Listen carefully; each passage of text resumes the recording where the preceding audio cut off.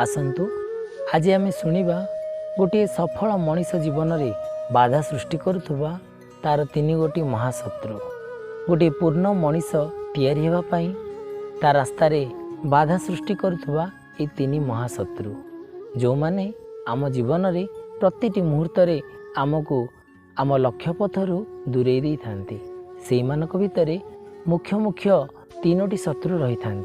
से तीनोटी शत्रु बड़ भयंकर एवं सेमानंकर शक्ति बहुत अधिक जो माने प्रत्येक समय मनीष को जगी था तार प्रगति पथरु ताकू हटई देवाई एवं ए संसार मायारे ताकू बांधी देवाई। एमिति देखा गले ये असुर माने ये शत्रु माने खाली आखि को देखा जाती किंतु से माने विभिन्न रूप धरी प्रत्येक समय मनीष जीवन को प्रगति पथरु हटई देवा एवं ए संसार मायारे मजई देवाई निरंतर चेष्टारत थांती। से शत्रु मानक भितर तीनोटी शत्रु प्रधान। प्रथमटी है लोभ, द्वितीयटी है मोह एवं तृतीयटी है अहंकार। अहंकार सबुठु सर्वनाशकारी शत्रु होउछि अहंकार। ये अहंकार साधारण भाव में शत्रु भली जना पड़ेनी किंतु सर्वनाश न करिवा पर्यंत से आमको छाड़ेनी। लोभ मोहठू भी अधिक विपदपूर्ण एवं अधिक भयानक होउछि अहंकार।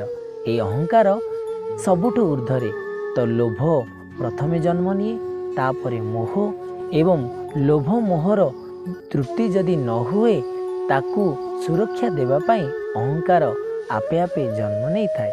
तो अहंकार जितेबाला आम भितर आसी जाए सेतेबेले आमे लोभ मोहर परितृप्ति न होबा कारणरू अहंकार वशत मोर लोभ ठीक मोर मोह ठीक बोली आमे भावी नेउ एवं समस्त आगरे जुक्ति करी चालू जे मु ठीक मोर सबु जिनस ठीक मो रूप ठीक मो बुद्धि ठीक मो गुण ठीक मोर सबु किछि ठीक मोर प्रत्येक भूल भी ठीक एवं मोर जहाँ भी मो पाटिरु बाहरे सबु किछि ठीक। तो ये अहंकार रूपी राक्षस जीवन को बर्बाद कर दिए। आ अहंकार जितेबाला आसी जाए से सर्वनाश न होवा पर्यंत से आमको छाड़े नहीं। गुरुदेव कहती जे अहंकारी लोकर केही भी मित्र रहंतिनी केही भी निजर रहंती नहीं तार केही भी आपनार रहंती नहीं केवल अहम आउ सी अहम ताकू विनाश करी ता सांगरे ताकू नहीं जाए। तेणु भावंतु भाई और भौणी माने आमे अहम सहित निजको सामिल करी निजर बर्बाद करिवा ना अहम ठू दूरे रही निजको सुरक्षा कवच दे से प्रभुंक चरण तले निजको समर्पण करिवा। आसंतु से अहम उपरे गोटे छोटिया कहानी सुनिबा। अहंकारर भयानक कहानी। थरे कौन हेतिला जणे जमीदार तांको अंचल रे प्रचार करिथिले जे सेई अंचल रे केही भी निश रखिबे नाही कारण जमीदारंकर खूब सुंदर एवं मोटा मोटा निश थिला। तेणु से काहाकू भी निश रखिया पई सुजोग दौनथिले।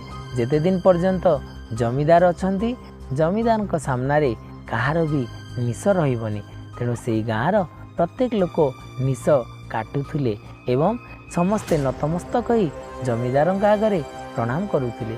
किंतु दुर्भाग्यवशत कहतु बा सौभाग्यवशत कहतु से गाँ को नुआ करी जड़े बेपारी तांकर स्त्री पिला छुआ को नहीं आसीथिले।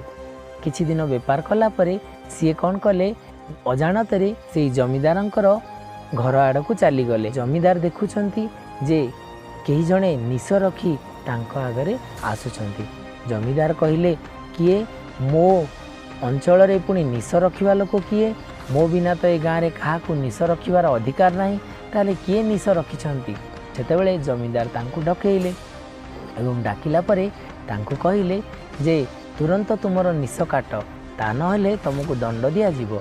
सेतेबेले जमीदारंक कथा सुनी से बेपारी जनक आश्चर्य हैला एवं उपाय न पाई से कौन कला ना भगवान को स्मरण कला एवं से जो जमीदार को कहिला प्रभु आपण जदि एभली कथा कहउचंती ताहले गोटे काम करिबा आपण खंडा धरी मते मारिबा को चाहुचंती किंतु मु तो खाली हाथ रे अछि तेणु मते गोटे खंडा दियंतु समाज कंदरे लड़े थाए।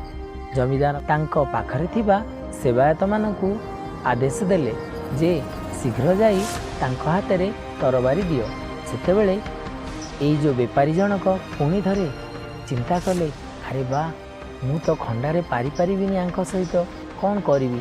ସେତେବେଳେ ତାଙ୍କ ମୁଣ୍ଡରେ ଆଉ ଗୋଟିଏ ନୂଆ ବୁଦ୍ଧି ଆସିଲା। ସେ କ'ଣ କହିଲେ, ନା ହଜୁର, ଆପଣ ଗୋଟିଏ କଥା ଭୁଲି ଯାଉଛନ୍ତି। ଦେଖନ୍ତୁ, ଆମେ ତ ଯୁଦ୍ଧ କରିବା ସତ କଥା, କିନ୍ତୁ ଯୁଦ୍ଧ କଲା ପରେ ଆପଣ ମରିବେ କି ମୁଁ ମରିବି ଏକଥା କିଛି ସ୍ଥିର ନାହିଁ। କିନ୍ତୁ ମୁଁ ମରିଗଲା ପରେ ମୋ ସ୍ତ୍ରୀ ବିଧବା ଏବଂ ମୋ ପିଲା ଅନାଥ ହେଇଯିବ। ଆଉ ଆପଣ ବି ଯଦି ମରିଯାଆନ୍ତି ତାହେଲେ ଆପଣଙ୍କ ସ୍ତ୍ରୀ ବିଧବା ଏବଂ ଆପଣଙ୍କ ପିଲା ବି ଅନାଥ ହେଇଯିବେ। ତେଣୁ ଆମେ ଗୋଟେ କାମ କରିବା, ଆମେ କାହିଁକି ତାଙ୍କୁ ଦଣ୍ଡ ଦେବା? ଆମେ ଆମର ନିଶ ପାଇଁ ଯଦି ଯୁଦ୍ଧ କରିବା ତାହେଲେ ସେମାନେ କାହିଁ ଦଣ୍ଡ ପାଇବେ? ତେଣୁ ଆମେ ଗୋଟେ କାମ କରିବା, ପ୍ରଥମେ ଆମେ ଆମର ସ୍ତ୍ରୀ ପିଲାମାନଙ୍କୁ ହାଣିଦେବା, ତାପରେ ଆମେ ପରସ୍ପର ଯୁଦ୍ଧ କରିବା। ସେମାନଙ୍କର ବିନାଶ କରିଦେଲେ ଆମେ ଅଧର୍ମରୁ ମୁକ୍ତି ପାଇଯିବା। ସେତେବେଳେ ସେଇ କଥା ଶୁଣି ଅହଙ୍କାରୀ ଜମିଦାର, ନିଶ ପାଇଁ ପାଗଳ ହେଉଥିବା ଜମିଦାର, ସେ କିଛି ଚିନ୍ତା ନ କରି, ଠିକ୍ ଅଛି, 1 ଘଣ୍ଟା ପରେ ଆମେ ଆସି ଏଇଠି ପହଞ୍ଚିବା। ରାଗରେ କ୍ରୋଧରେ ଜର୍ଜରିତ ହୋଇ ଜମିଦାର ଯାଇ ତାଙ୍କର ସ୍ତ୍ରୀ ପିଲାଙ୍କୁ ସମସ୍ତଙ୍କୁ ହତ୍ୟା କରି ଚାଲି ଆସିଲେ।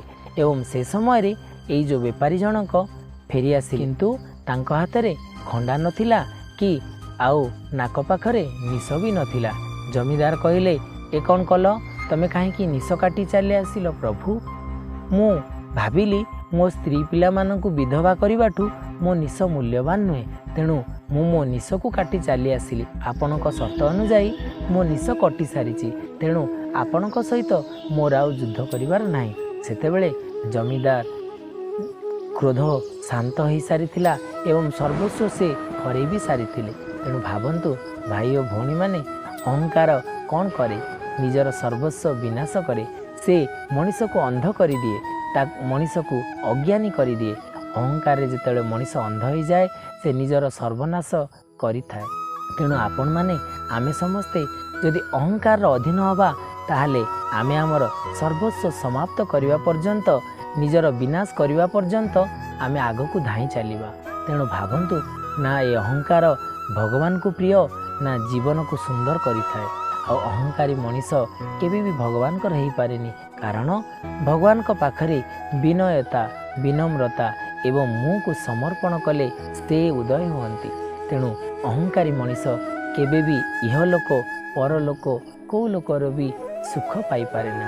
ତେଣୁ ଆଜି ଆମେ ସମସ୍ତେ ବୁଝିପାରିଥିବା ଯେ ଲୋଭ, ମୋହ ଏବଂ ଅହଙ୍କାରରୁ ମୁକ୍ତି ନ ପାଇବା ଯାଏଁ ଏ ସଂସାରରେ ପ୍ରଗତି କରିପାରିବାନି, ଗୋଟିଏ ସଫଳ ଜୀବନ ବଞ୍ଚିପାରିବାନି, କି ପ୍ରଭୁଙ୍କ ଚରଣରେ ବି ସ୍ଥାନ ପାଇପାରିବାନି। ତେଣୁ ଆସନ୍ତୁ, ଏଇ 3 ଶତ୍ରୁଙ୍କୁ ଆମେ କିଭଳି ଭାବରେ ପରାଜୟ କରି ନିଜେ ଭଗବାନଙ୍କ ଚରଣରେ ସ୍ଥାନ ନେବାର ଅଛି, ଏଇଥିପାଇଁ ସବୁବେଳେ ଏଇ 3 ଶତ୍ରୁଙ୍କୁ ଦୂରେଇ ରଖନ୍ତୁ ଏବଂ ତାଙ୍କୁ ପରାଜୟ କରନ୍ତୁ। ସଫଳ ଜୀବନ ଜୀଇବାର କଳା ଶିଖି ନିଅନ୍ତୁ। ସମସ୍ତଙ୍କୁ ନମସ୍କାର।